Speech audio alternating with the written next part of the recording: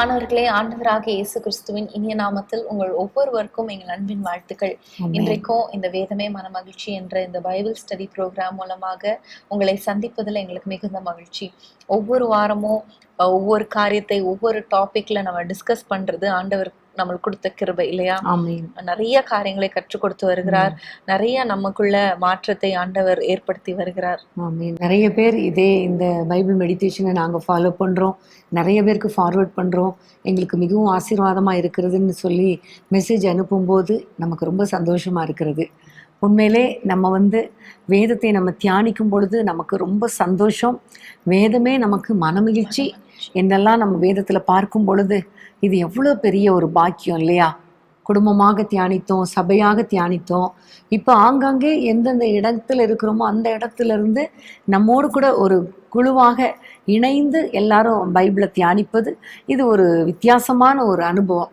இதற்காக ஆண்டவருக்கு நன்றி செலுத்துகிறோம். உண்மையிலே இந்த ஒரு டெக்னாலஜியில் ஒரு நல்ல ஒரு வளர்ச்சியை கர்த்தர் கொடுத்து நம்மை ஒன்றிணைத்ததற்காக கர்த்தருக்கு ஸ்தோத்திரம். தொடர்ந்து நம்ம இன்னைக்கும் நம்ம தியானிக்க போறோம். அதுக்கு முன்பதாக ஒரு ஜெபத்தை செய்து நம்ம ஆரம்பிக்கலாம். ஓகே. ஸ்தோத்திரம் ஆண்டவரே, இந்த நல்ல வேலைக்காக ஸ்தோத்திரம் அப்பா. இன்றைக்கும் ஆண்டவரே, இந்த வாரமும் ஆண்டவரே வேதமே மனமகிழ்ச்சி மூலமாக எங்களுக்கு உங்களுடைய வேதத்தை தியானிக்கும்படி எங்களுக்கு கொடுக்கிற இந்த கிருபைக்காக ஸ்தோத்திரம் ஆண்டவரே.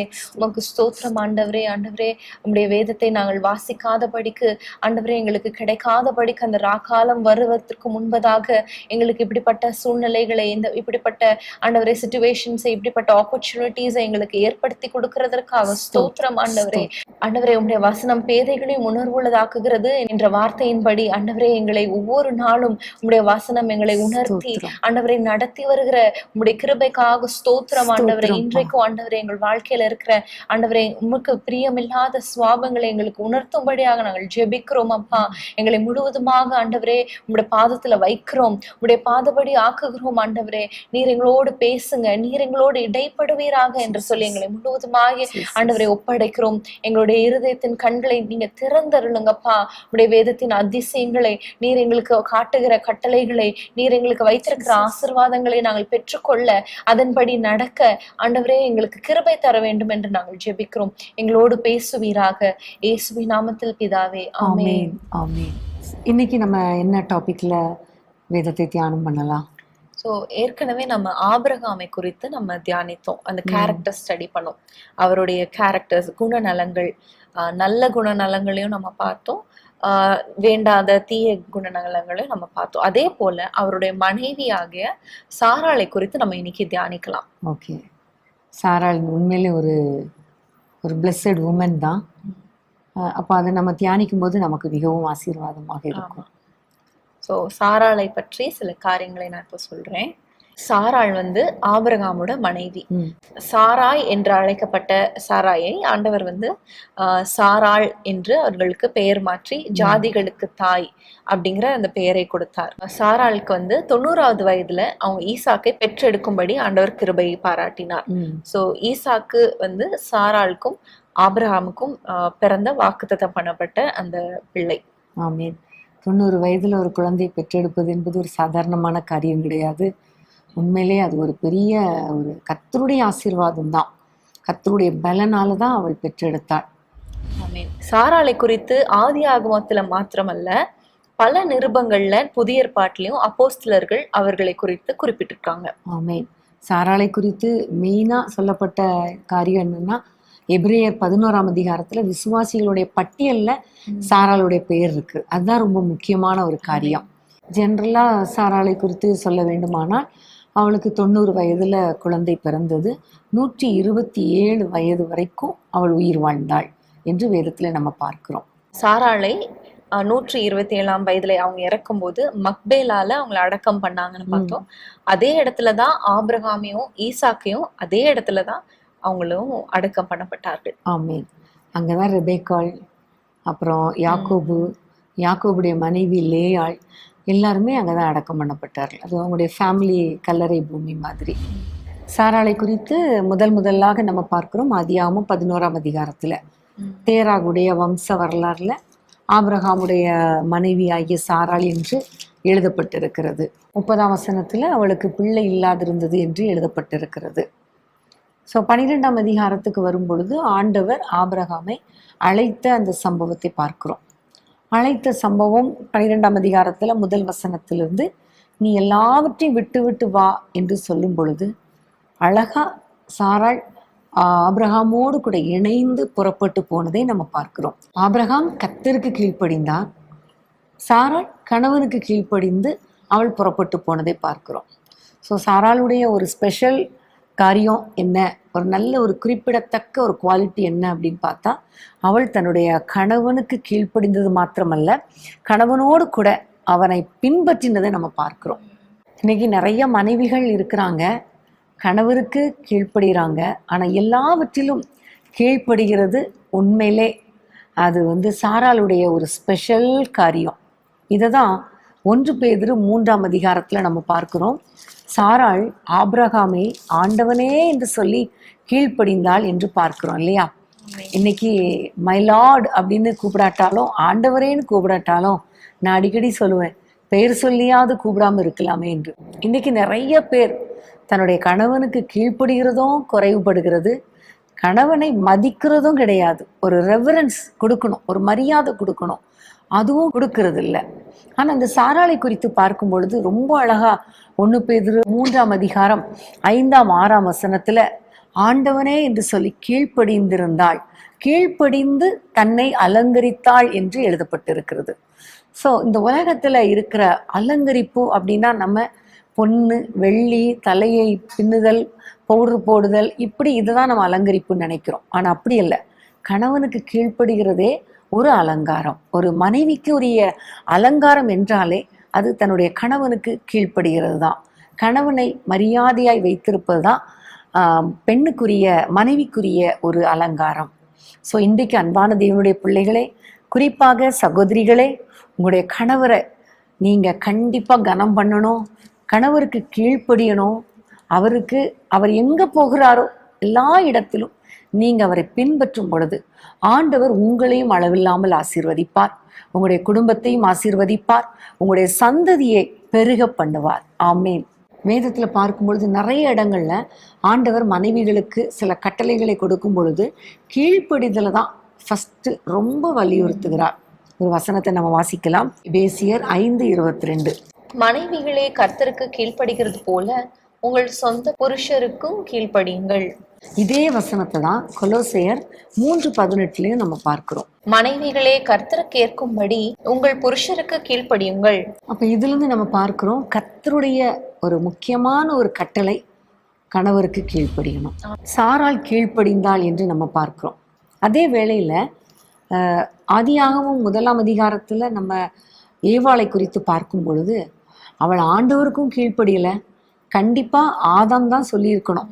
ஏன்னா ஏவாள் உருவாக்கப்படுவதற்கு முன்பாகவே ஆண்டவர் இந்த கட்டளையை கொடுத்துட்டார், இந்த கனியை புசிக்க கூடாது என்று சொல்லி.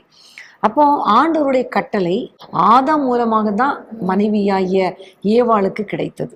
ஆனா அந்த ஏவாள் தன்னுடைய கணவனுடைய வார்த்தைக்கு கீழ்ப்படியாததுனால அவள் தோட்டத்தை விட்டும் துரத்தப்பட்டாள், அவளுடைய சந்ததிகளுக்கும் சாபங்கள் வந்தது என்று நம்ம பார்க்கிறோம். ஆபேல் மரித்து போனான், காயின் சாபத்துக்கு ஈடானான் என்று பார்க்கிறோம்.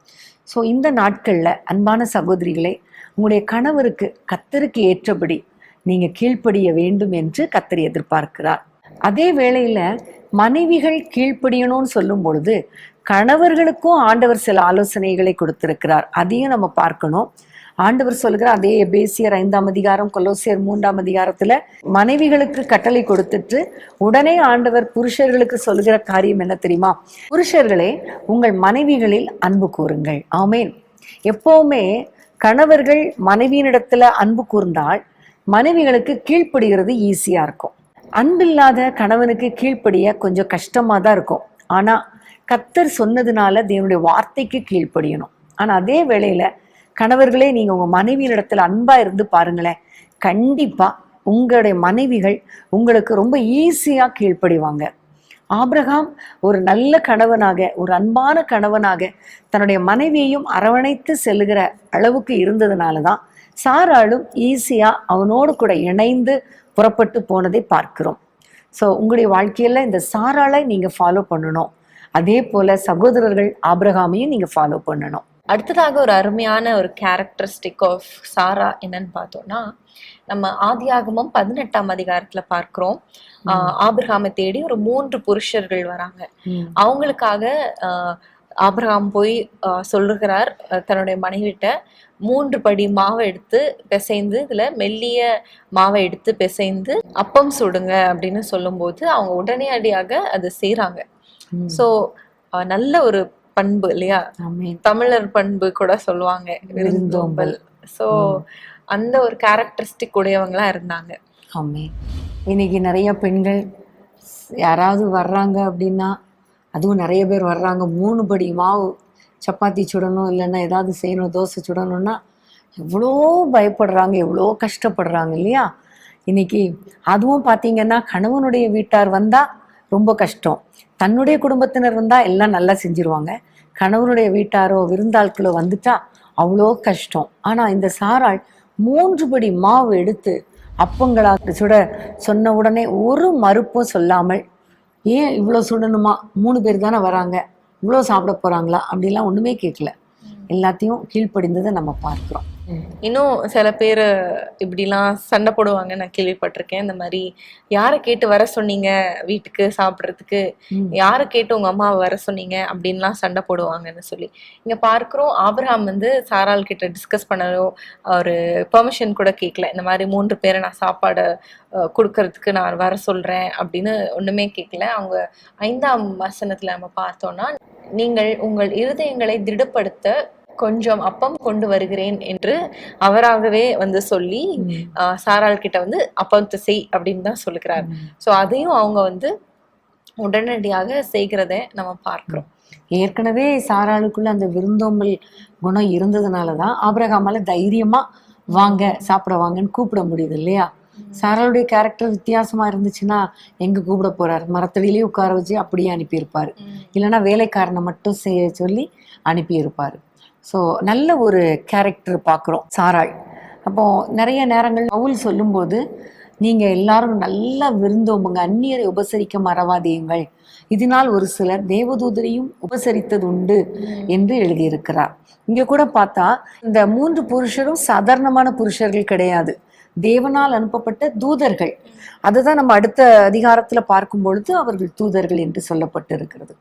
ஸோ அந்நியரை உபசரித்ததுனால தேவனிடத்திலிருந்து வந்த தூதர்களையே உபசரிக்கக்கூடிய பாக்கியத்தை இந்த சாராள் பெற்றுக்கொண்டாள்.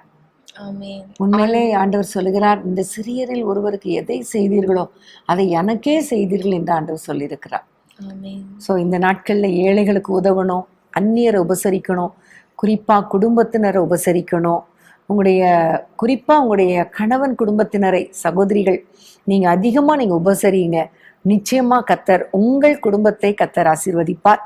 அதற்கேற்ற பலன் கர்த்தரிடத்திலிருந்து வரும். ஏன்னா நீங்க தேவதூதரையும் உபசரிக்கிறதுக்கும் கர்த்தரை உபசரிக்கிறதுக்கும் சமமாகி விடுகிறது. அடுத்ததாக நம்ம சாராளுடைய கேரக்டர் பார்க்கும்போது எபிரேயர் 11ஆம் அதிகாரம் 11ஆம் வசனத்துல நம்ம வாசிக்கலாம். விசுவாசத்தினாலே சாராளும் வாக்குத்தத்தம் பண்ணினவர் உண்மையுள்ளவர் என்றெண்ணி கற்பம் தரிக்க பலன் அடைந்து வயது சென்றவளா இருந்தும் பிள்ளை பெற்றாள். இந்த வசனத்துல நம்ம பார்க்கிறோம், ரொம்ப அழகாக சொல்லப்பட்டிருக்கிறது, விசுவாசத்தினாலே சாராளும். அப்போ சாராளுக்குள்ளே ஒரு விசுவாசம் இருந்துச்சு. ஆனா நீங்க கேட்கலாம், எங்க சாராளுக்கு விசுவாசம் இருந்துச்சு? அநேக ஜாதிகளுக்கு உன்னை ஆசீர்வதிப்பேன், தாயாக ஆசீர்வதிப்பேன், குறித்த காலத்துல உன்னிடத்தில் வரும் பொழுது நீ ஒரு குழந்தையை அணைத்து கொண்டிருப்பாய் என்று அந்த 3 தூதரும் சொல்லும் பொழுது சாராள் நகைத்தாள் அல்லவா என்று ஒருவேளை நீங்க நினைக்கலாம். உண்மைதான், அந்த நேரத்துல அவள் நகைத்தாள். ஏனென்றால் அவளுடைய சூழ்நிலையை அவள் பார்த்தாள். கற்பம் தரிக்க அவளுக்கு பலன் கிடையாது, வயது சென்றவள், ஸ்திரீகளுக்குள்ள வழிபாடு நின்று போயிற்று. இந்த சூழ்நிலையில எனக்கு ஒரு குழந்தை பிறக்குமா என்று அவள் சந்தேகப்பட்டது உண்மைதான். ஆனாலும் அவளுக்குள்ளே திரும்ப திரும்ப ஆண்டவர் சொன்ன பொழுதும், கணவனும் சொல்லி இருப்பார் இல்லையா, கர்த்தர் நிச்சயம் வாக்குத்தத்தம் பண்ணினவர், வாக்கு மாறாதவர் என்று சொல்லி சொல்லி அந்த சாராளை உற்சாகப்படுத்தினதின் விளைவு வேதம் சொல்லுகிறது, அவளுக்குள்ளே ஒரு விசுவாசம் வந்தது. அந்த விசுவாசம் அவளை கற்பம் தரிக்க பலன் அடைந்தாள் என்று நம்ம பார்க்கிறோம். ஸோ விசுவாசத்தினாலே ஒரு பலன் நமக்கு உண்டு. ஆமேன். நிறைய நேரங்கள்ல பலவீனமா இருக்கும், வேலை செஞ்சு. அப்படிப்பட்ட சூழ்நிலையில கர்த்தர் கொடுத்த வாக்குத்தத்தங்கள், கர்த்தர் நமக்கு சொன்ன காரியங்கள், இவை எல்லாவற்றையும் கன்ஃபஸ் பண்ண அறிக்கை செய்ய விசுவாசிக்க நம்மை அறியாத ஒரு பலன் நம்மை நிரப்புகிறத நம்ம பார்த்துருக்கிறோம். நிறைய காரியங்கள் நடக்காத பொழுது சோர்வுகள் வருவது உண்மைதான்.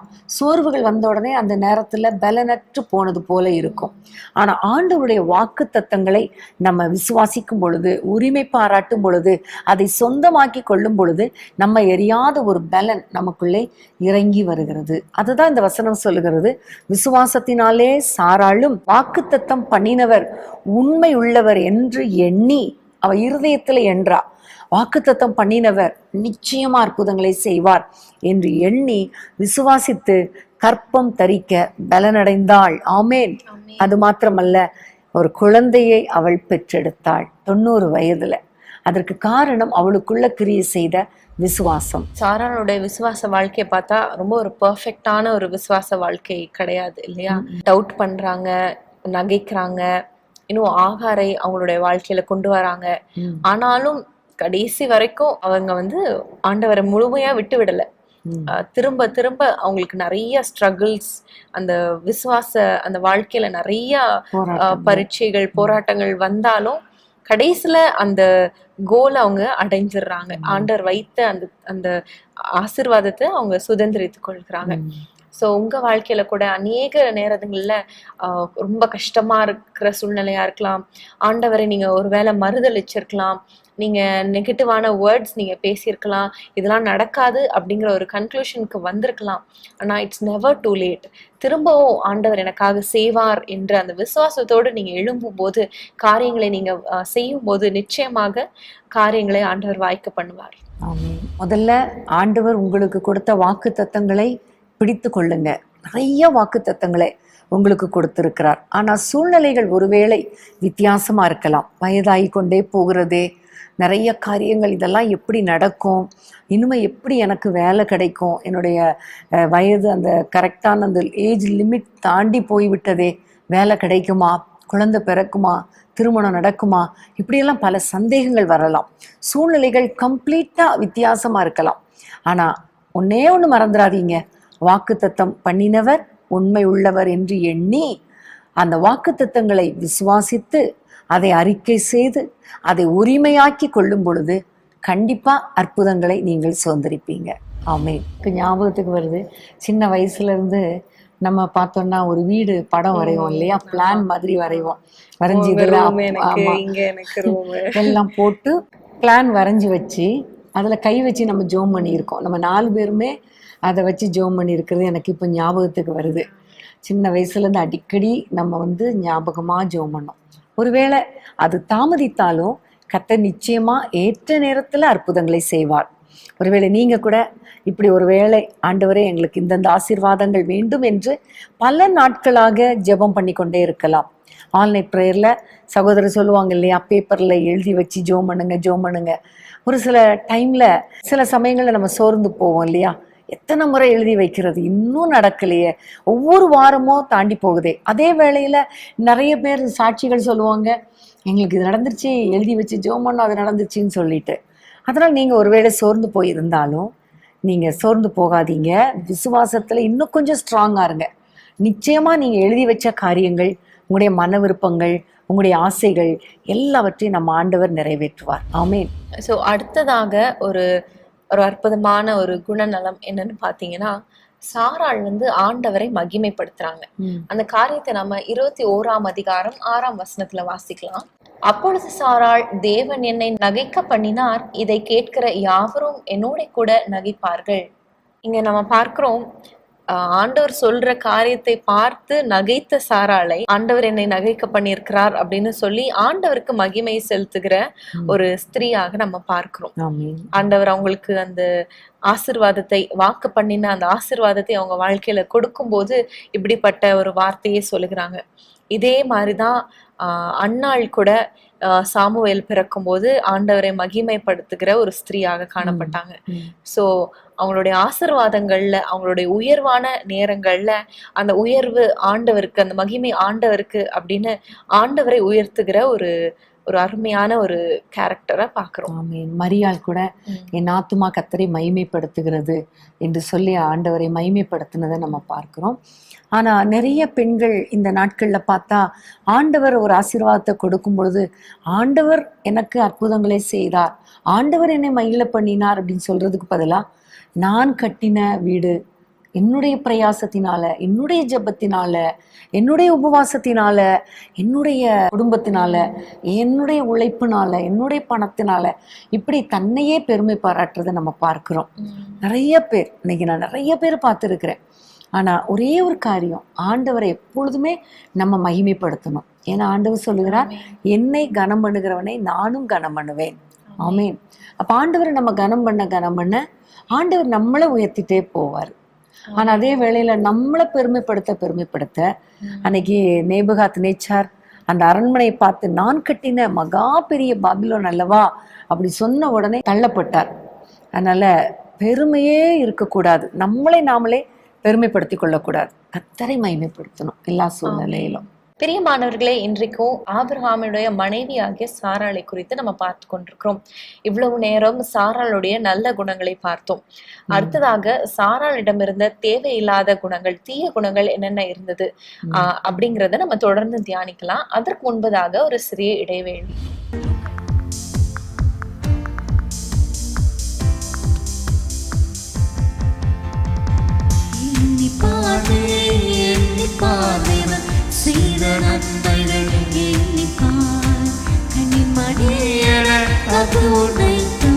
கருத்து சுமந்ததை எண்ணிப்பார், கண்ணின் மணியன காத்து உன்னைத்தும் கருத்து சுமந்ததை எண்ணிப்பார். எண்ணிப்பார் எண்ணிப்பார் தேவன் செய்த நன்மைகள் எண்ணிப்பார், கண்ணின் மணியன காத்து உன்னைத்தும் கருத்து சுமந்ததை எண்ணிப்பார், கண்ணின் மணியன காத்து உன்னைத்தும் கருத்து சுமந்ததை எண்ணிப்பார். வாக்குத்தவரான தேவன் உன்னை வாக்கின்படி காத்தார் எண்ணிப்பார், வாக்குத்தவரான தேவன் உன்னை வாக்கின்படி காத்தார் எண்ணிப்பார். புகிடமின்றி தவித்த வேளை போஷித்து காத்ததை எண்ணிப்பார், புகிடமின்றி தவித்த வேளை போஷித்து காத்ததை எண்ணிப்பார். எண்ணிப்பார் நீ எண்ணிப்பார் தேவன் செய்த நன்மைகள் எண்ணிப்பார், கண்ணின் மணியன காத்து உன்னைத்தும் கருத்து சுமந்ததை எண்ணிப்பார், கண்ணின் மணியன காத்து உன்னைத்தும் கருத்து சுமந்ததை எண்ணிப்பார். தாயும் தந்தையுன்னை மறந்த போதும் தாங்கி அணைத்ததை எண்ணிப்பார், தாயும் தந்தையும் உன்னை மறந்த போதும் தாங்கி அணைத்ததை எண்ணிப்பார். தாய் மறந்தாலும் நான் மறவேன் என தயவை காத்ததை எண்ணிப்பார், தாய் மறந்தாலும் நான் மறவேன் என தயவை காத்ததை எண்ணிப்பார். எண்ணிப்பார் நீ எண்ணிப்பார் தேவன் செய்த நன்மைகள் எண்ணிப்பார், கண்ணின் மணியன காத்து உன்னைத்தும் கருத்து சுமந்ததை எண்ணிப்பார், கண்ணின் மணியன காத்து உன்னைத்தும் கருத்து சுமந்ததை எண்ணிப்பார். அறியாமல் உள்ள காலங்களை தேவன் மாறாமல் இருந்ததை எண்ணிப்பார், அறியாமல் உள்ள காலங்களை தேவன் மாறாமல் இருந்ததை எண்ணிப்பார். அறிந்தும் அறியா செய்த பிழைகள் அனைத்தும் பொறுத்ததை எண்ணிப்பார், அறிந்தும் அறியா செய்த பிழைகள் அனைத்தும் பொறுத்ததை எண்ணிப்பார். எண்ணிப்பார் நீ எண்ணிப்பார் தேவன் செய்த நன்மைகள் எண்ணிப்பார், கண்ணின் மணியன காத்து உன்னைத்தும் கருத்து சுமந்ததை எண்ணிப்பார், கண்ணின் மணியன காத்து உன்னைத்தும் கருத்து சுமந்ததை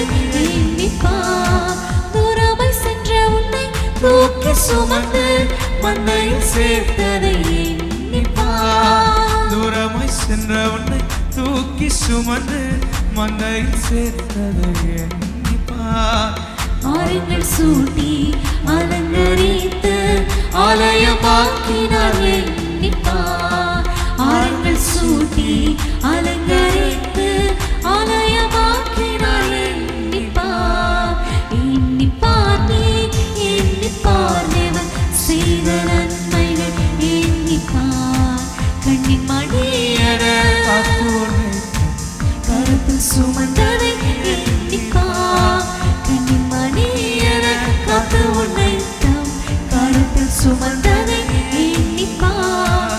சீக்கிரம் வருவேன் என்றுரைத்தவரை சீக்கிரம் காண்பதை எண்ணிப்பார். சீக்கிரம் வருவேன் என்றுரைத்தவரை சீக்கிரம் காண்பதை எண்ணிப்பார்.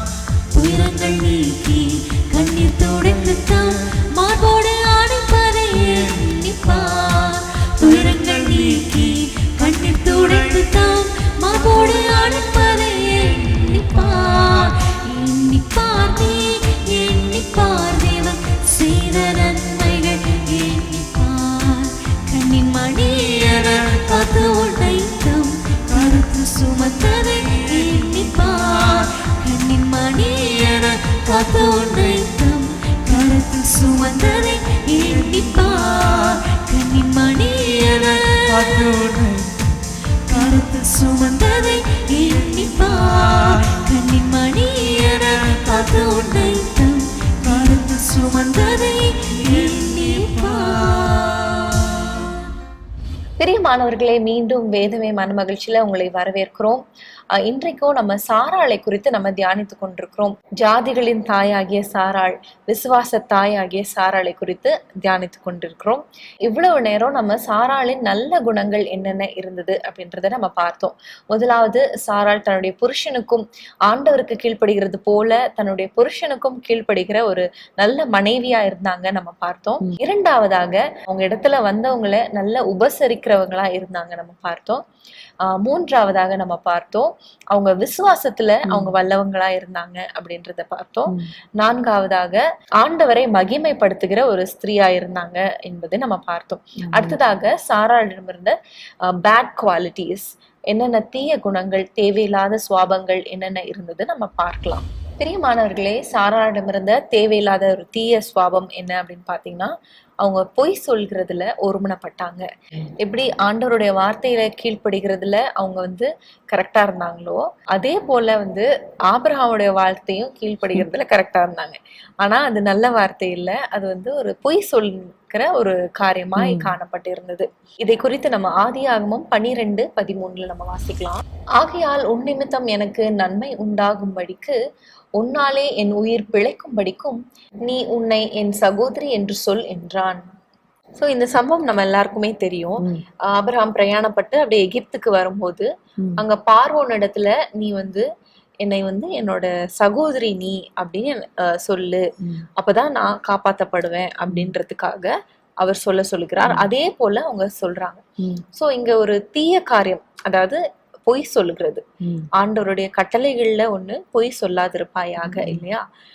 அந்த ஒரு காரியம் அவங்களிடத்துல காணப்பட்டது. அதாவது 2 பேரும் ஒருமனப்படுறாங்க. இதேதான் நம்ம புதிய ஏற்பாட்டுல கூட நம்ம பாக்குறோம். அனனியாவும் சப்பிராலும் ஆவியானவருக்கு விரோதமாக பொய் சொல்லுகிறதுல ஒருமனப்பட்டார்கள் அப்படிங்கிறத பார்க்கிறோம். சோ இங்க அவங்க 2 பேருக்குள்ள அந்த ஒருமனப்பாடு இருந்தது. ஆனா அது நல்ல விதமான ஒரு காரியத்துக்காக இல்ல, அதை நம்ம இங்க பார்க்கிறோம். சகோதரின்னு சொல்லுன்னு ஆபிரகாம் சொன்ன உடனே ஒரு ஆலோசனை கொடுத்துருக்கலாம். எதுக்கு சொல்றீங்க? நம்மளை அழைச்சது ஆண்டவர், நம்மளை புறப்பட சொன்னது ஆண்டவர், வழியெல்லாம் பாதுகாக்க மாட்டாரா? ஆண்டவர் கண்டிப்பா பாதுகாப்பார், நம்ம ஏன் பொய் சொல்லணும் அப்படின்னு ஒரு ஆலோசனை கொடுத்துருக்கலாம். ஆனா ஒரு நல்ல ஆலோசனை கொடுக்கல. இன்றைக்கு அன்பான சகோதரிகள், உங்களுடைய குடும்பத்துக்கு நல்ல ஆலோசனை கொடுக்கிற நல்ல ஒரு ஸ்திரீயாக இருக்கணும். உங்களுடைய பிள்ளைகளுக்கு நல்ல ஆலோசனை கொடுக்கணும், கணவருக்கு நல்ல ஆலோசனை கொடுக்கணும், உங்களுடைய பெற்றோருக்கு கூட நல்ல ஆலோசனை கொடுக்கிற ஒரு சகோதரியாக இருக்கணும். அதே போல சகோதரர்களும் உங்களுக்குள்ளே ஒருமனப்பாடு இருக்கணும். ஆனா நல்ல விதத்துல இருக்கணும், தவறான காரியத்துல ஒரு மனப்பாடு இருக்கக்கூடாது. இது ஹஸ்பண்ட் அண்ட் ஒய்ஃப் ரிலேஷன்ஷிப்ல மாத்திரம் இல்ல, அநேக ரிலேஷன்ஷிப்ஸ்ல நம்ம இதை பார்க்கலாம். உதாரணத்துக்கு ஒரு பிரதர் சிஸ்டர் ரிலேஷன்ஷிப்ல கூட இது அம்மா கிட்ட சொல்லிடாத, இது அப்பா கிட்ட சொல்லிடாத அப்படின்னு சொல்லி அவங்களுடைய காரியங்களை அவங்க பேரண்ட்ஸ் கிட்ட இருந்து மறைக்கிற அந்த ஒரு மனப்பாடை கூட நம்ம பார்த்துருக்குறோம். ஸோ அது கூட நம்ம பண்ணக்கூடாது. ஆண்டவருக்கு நம்ம பயந்து உண்மை உள்ளவர்களாக இருக்கும்போது கர்த்தருடைய ஆசீர்வாதம் வரும். பிரியமானவர்களே, அடுத்ததாக நம்ம சாராளுடைய வாழ்க்கையில பார்க்கிற தேவையில்லாத ஒரு ஸ்பாவம் ஆதியாகமம் 16:2 சாராய் ஆபிராமை நோக்கி, நான் பிள்ளை பெறாதபடிக்கு கர்த்தர் என் கர்ப்பத்தை அடைத்திருக்கிறார், என் அடிமை பெண்ணோடே சேரும், ஒருவேளை அவளால் என் வீடு கட்டப்படும் என்றாள். சாராயின் வார்த்தைக்கு ஆபிரகாம் செவி கொடுத்தான். பிரியமானவர்களே, இந்த வசனத்துல நம்ம பார்க்கிறோம், சாராள் அடிமை பெண்ணோட சேரும், அப்பொழுது ஆண்டவர் ஒரு குமாரனை கொடுப்பார் என்று சொல்லுகிறாள். அவள் சொல்லுகிற ஒரு வார்த்தையை பாருங்களேன், தேவன் என் கற்பத்தை அடைத்து வைத்திருக்கிறார். அப்போ அவளுக்கு தெரியுது, தேவன் கற்பத்தை அடைத்து வைத்திருந்தார்னா அதை திறக்கவும் அவரால் முடியும் என்பது தெரிஞ்சிருக்கணும். அதே வேளையில ஆண்டவர் கொடுத்த வாக்குத்தத்தம், சாராளாலே உன்னுடைய வீடு கட்டப்படும், உனக்கு ஒரு குமாரனை கொடுப்பேன் என்றெல்லாம் சொல்லி இருக்கிறாரே. அப்ப ஆகார் இங்க இல்லை. ஆனா இவள் தவறுதலாக தேவ சித்தத்தை அறிந்து கொள்ளாமல் புரிந்து கொள்ளாமல் அவள் கிரியை செய்கிறத நம்ம பார்க்கிறோம். அநேக நேரங்கள்ல ஆண்டவர் நமக்கு வாக்கு கொடுத்திருப்பார், அநேக நேரங்கள்ல நமக்கென்று ஒரு குறிப்பிட்ட தரிசனத்தை வைத்திருப்பார். ஆனா அதை அறியாமல், அதை புரிந்து கொள்ளாமல், அதை நாம் எடுத்துக்கொள்ளாமல் வேறு விதத்துல நம்ம கிரியை செய்ய ஆரம்பிக்கிறது ஆண்டவருக்கு அது பிடிக்கவே பிடிக்காது. தேவ சித்தத்துக்கு நம்மை அர்ப்பணிக்கணும், தேவ சித்தத்தின்படி வாழணும், தேவ சித்தம் நிறைவேற காத்திருக்கணும். இங்க பார்க்கும் பொழுது காத்திருக்கிற ஒரு குணம் இந்த சாராளுக்கு இல்லை. கர்த்தர் சொல்லியிருக்கிற ஒரு குறித்த காலத்துல உனக்கு ஒரு குழந்தையை தருவேன். ஆனா அந்த குறித்த காலம் வருகிற வரைக்கும் அவளுக்கு காத்திருக்க விருப்பம் இல்லை. அதனாலதான் குறுக்கு வழியில ஏதாவது செய்யலாம் அப்படின்னு செய்யறான். பிரியமானவர்களே, இன்றைக்கு நாம் சாராளுடைய வாழ்க்கையிலிருந்து கற்றுக்கொள்கிற காரியம், நமக்கென்று வைத்த ஆசீர்வாதங்களை நாம் ஆண்டவரிடத்திலிருந்து பெறுகிற வரைக்கும் நம்ம காத்திருக்கணும். அது மாத்திரமல்ல, இவள் தவறாக யோசித்தது மாத்திரமல்ல, ஆபிரகாமையும் அதற்கு கீழ்ப்படியும்படி ஃபோர்ஸ் பண்ணி கட்டாயப்படுத்துகிறதை நம்ம பார்க்கிறோம். ஸோ அதனால ஆபிரகாமும் அவளுக்கு வார்த்தைக்கு கீழ்ப்படுகிறான். ஆபிரகாமும் ஆண்டவரிடத்துல கொஞ்சம் கேட்டிருக்கலாம், விசாரிக்காமலே சாராளுக்கு கீழ்ப்படிந்துட்டான். ஸோ இதுவும் ஒரு தவறான ஒரு காரியம்தான். நானும் தப்பு பண்ணுவேன், என்னுடைய கணவனும் தப்பு பண்ணணும், என்னுடைய குடும்பத்தினரும் அதே தப்பு பண்ணணும் அப்படின்னு கட்டாயப்படுத்துறது ஒரு பெரிய மிஸ்டேக். இன்னைக்கு நிறைய குடும்பங்களில் பார்த்தா வருமானத்துக்கு மீறி நிறைய ஆடம்பரமான செலவு செய்கிறதுக்காக ஹஸ்பண்டை ஃபோர்ஸ் பண்ணி லஞ்சம் வாங்க வைக்கிற பெண்கள் இருக்காங்க. நிறைய பேர் ஓட்டி பாருங்க, அதிகமாக வேலைக்கு போங்க, அதனால நிறைய சம்பளம் கிடைக்கும், ஞாயிற்றுக்கிழமை கூட வேலைக்கு போங்க, அதனால சம்பளம் வரும் என்று கணவனை கட்டாயப்படுத்துகிற நிறைய பெண்களை பார்க்கிறோம். ஆண்டவரிடத்துல ஜெபம் பண்ணா ஆண்டவர் தேவைகளை சந்திப்பார் இல்லையா? நம்ம ஆண்டவரை நோக்கி பார்க்கும் பொழுதெல்லாம் அவர் குறைவுகளை நிறைவாக்குறவர், தேவைகளை சந்திக்கிறவர், வருமானத்தை பெருக்கி கொடுக்கிற தேவன். 5 அப்பத்தையும் 2 மீனையும் வைத்து அவ்வளோ பேருக்கு போஷித்த தேவனால நம்முடைய குடும்ப தேவைகளை சந்திக்க முடியுமா? முடியாதா? முடியும். ஆனா இன்னைக்கு கணவனை தீய வழியில கட்டாயப்படுத்துகிற நிறைய பெண்களை நம்ம பார்க்கிறோம். இன்னைக்கு அன்பான சகோதரிகளே, இன்றைக்கு ஒன்றை புரிந்து கொள்ளுங்க, நீங்க தேவனுடைய சித்தத்துக்கு மாறா போகக்கூடாது, கர்த்தருடைய வார்த்தைக்கு மாறாக போகக்கூடாது. அதே போல உங்களுடைய குடும்பத்தினரையும் கர்த்தருடைய சித்தத்துக்கு, கர்த்தருடைய திட்டத்துக்கு மாறாக அவர்களையும் நீங்க கட்டாயப்படுத்தக்கூடாது. சரியா? இந்த காரியத்துல நீங்க சாராளை போல இருக்கவே கூடாது என்பதை அன்போடு கூறிக்கொள்கிறேன். இதுதான் ஏவாளும் இதே தப்பு தான் செஞ்சா.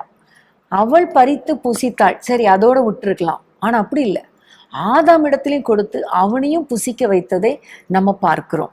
ஸோ இன்னைக்கு பெண்கள் ரொம்ப ஜாக்கிரதையா இருக்கணும். ஆவதும் பெண்ணாலே அழிவதும் பெண்ணாலேன்னு உலகம் பொதுமக்கள் சொல்றாங்க. ஆனா நம்ம அப்படி இருக்கக்கூடாது.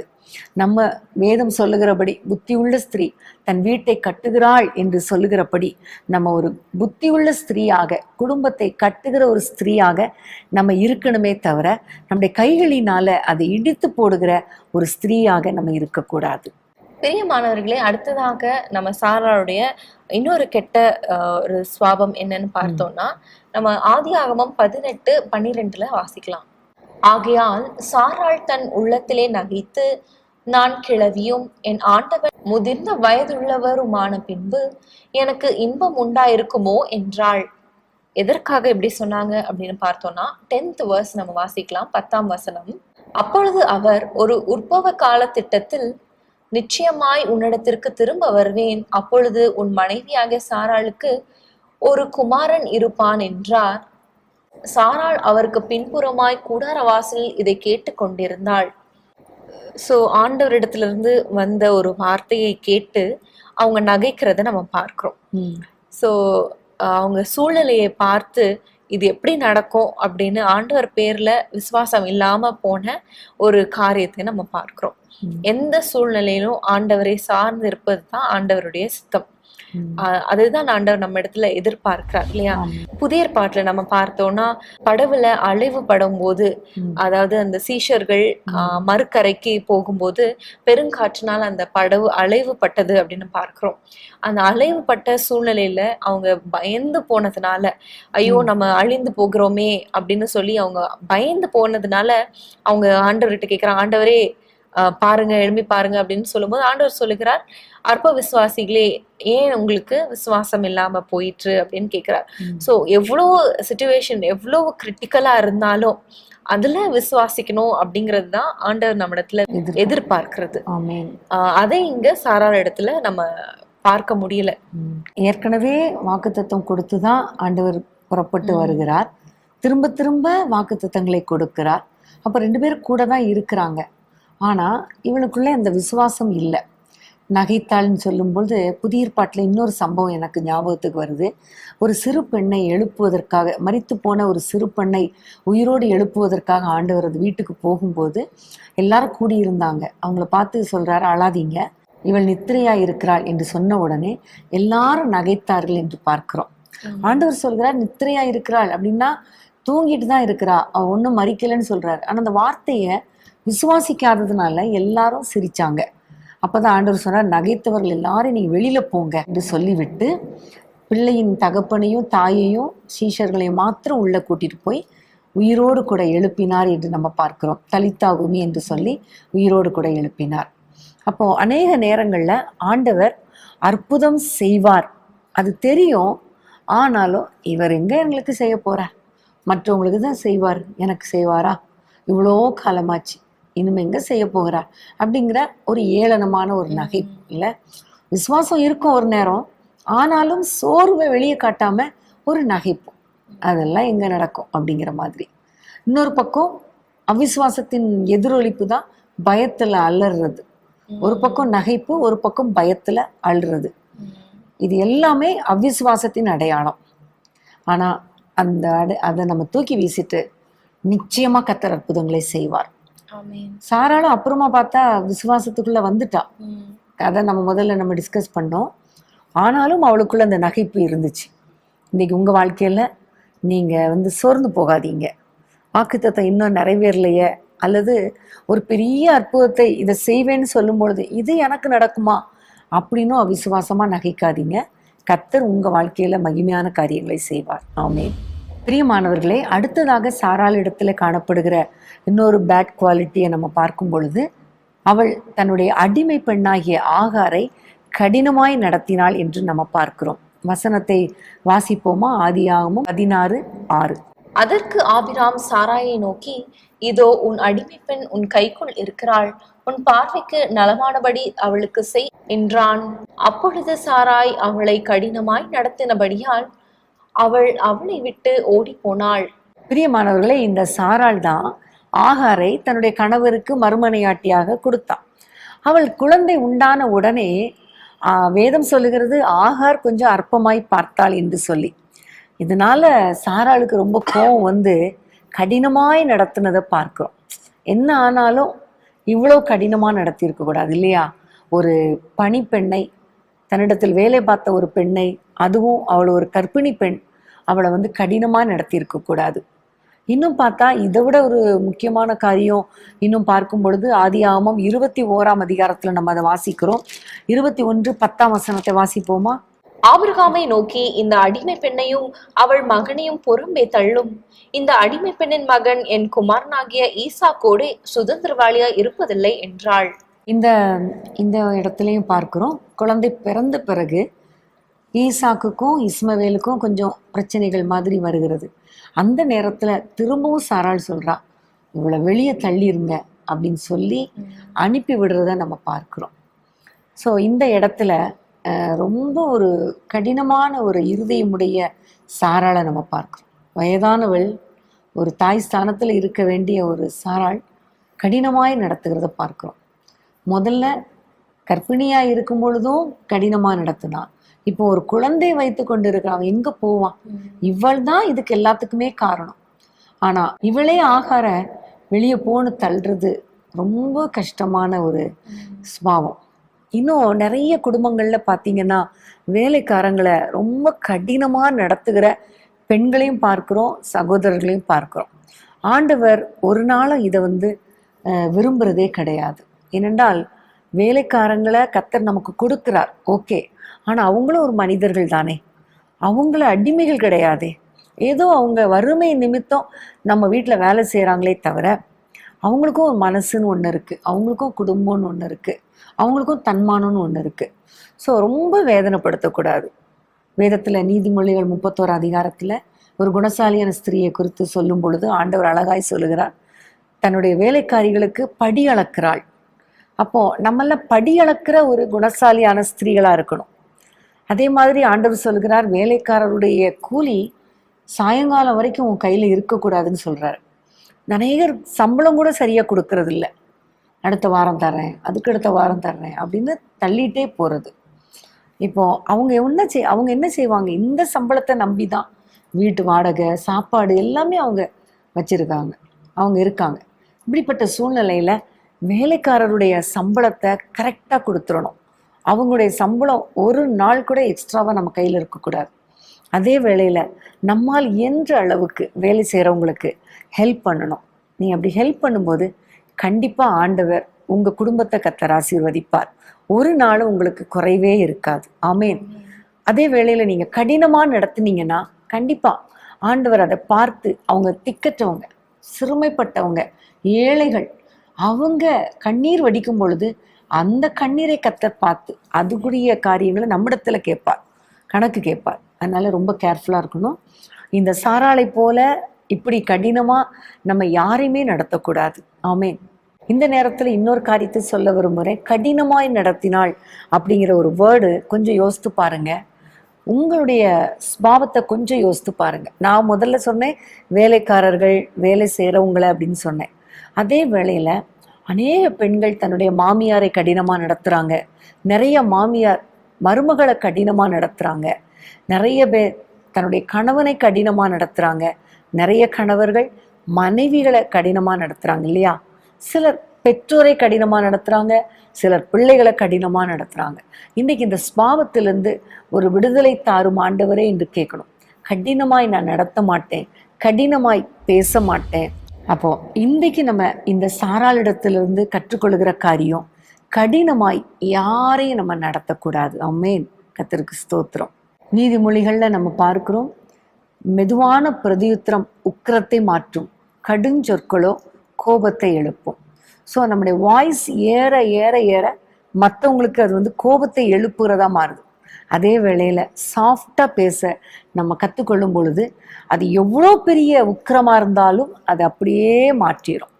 ஸோ இன்னைக்கு பெண்கள் குறிப்பாக நம்ம மெதுவாக சாஃப்டாக நம்ம பேசுகிறவங்களாகவும், மற்றவர்களை ரொம்ப சாஃப்டாக ஹேண்டில் பண்ணுறவங்களாகவும், கடினமாய் நடத்தாதவர்களாகவும் மாற நம்மை அர்ப்பணிப்போமா?